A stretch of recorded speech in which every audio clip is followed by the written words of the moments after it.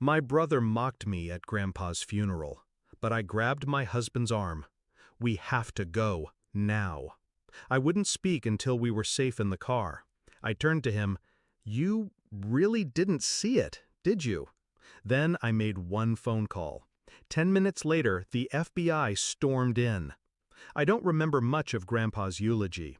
Just the sound of my brother's voice behind me, low but loud enough to carry.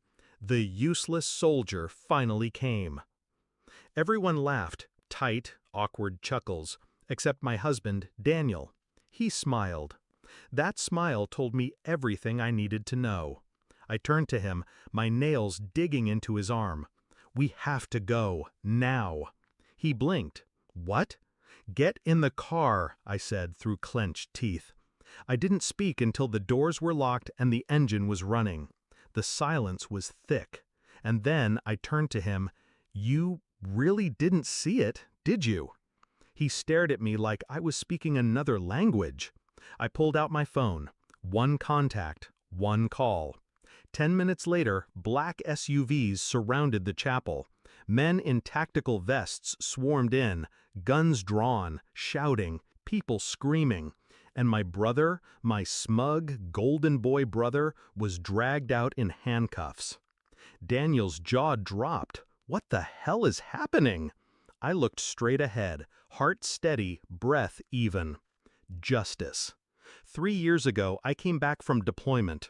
22 months overseas. Dust, blood, silence. I came home to find my brother had married my best friend. And Daniel, my fiancé, was their best man. I smiled through their wedding. I stood off to the side and clapped. I didn't ask questions, not yet. Family first, right? Back then, I still believed in family. Daniel started sleeping with his phone face down. He'd step outside to take calls, wouldn't say who. Then came the locked desk drawer. Receipts I wasn't supposed to see. Numbers that didn't add up. One night I waited for him to fall asleep. I already knew the code. His patterns never changed. There it was. A transfer. $50,000 wired to a company I'd never heard of. 2 weeks later, a luxury watch on my brother's wrist. My best friend in designer heels. That was the first crack. The second came fast. A meeting. Military contractors. A missing flash drive from my gear locker. Only 3 people had access to it. I was the first suspect. The useless soldier. The scapegoat. I didn't get angry. I got quiet.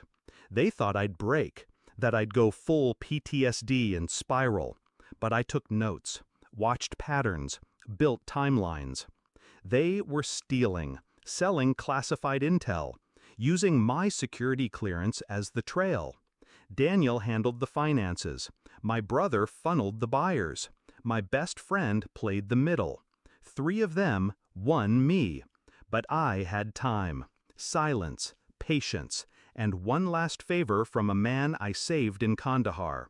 His name wasn't on any government list. But when he picked up the phone and I told him I needed eyes, ears, access, he didn't ask questions. Over a year, I built my case, collected files, recorded conversations, traced payments. Daniel never once suspected me. He thought I was healing. My brother kept calling me weak, useless soldier. Funny how people confuse silence for surrender. The final piece came when my best friend slipped up. She bragged at a wine tasting, said something about cleaning metadata off files. I smiled and poured her another glass. She didn't know I was wearing a wire. I gave it all to the FBI. Every document, every name, every transaction. But I asked for one thing in return. Let me watch. Let me see their faces the moment everything crumbled. So I showed up at the funeral. I watched my brother smirk and my husband squeeze my hand like we were still the perfect couple. He had no idea the casket he stood beside would be the last normal moment of his life. That's the thing about betrayal. It always blooms in plain sight. You just have to know where to look. When the agent stormed in, I didn't flinch. My brother screamed as they cuffed him. My best friend tried to run. Heels snapped. Daniel just stood there, eyes wide, mouth open. "Babe?" he whispered. I got out of the car, walked up to him. 3 years, I said quietly. 3 years you used me, lied to me, sold out everything I fought for. And you thought I'd never see it?